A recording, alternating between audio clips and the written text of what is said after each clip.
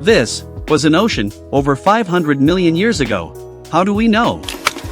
In early 2021, our team went to the mountains of Huayuan County in central China for fossil fieldwork, and we discovered an ancient marine ecosystem over 500 million years old. We found thousands of exceptionally well-preserved animal fossils, many showing soft-bodied parts such as eyes, guts, gills, and even nerves.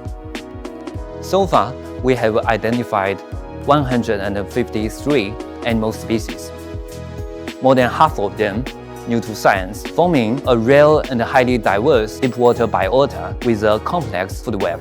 Since this ecosystem lived just after the first mass extinction in Earth's history, it gives us valuable insights into how marine animals spread and how global ecosystems changed before and after that event.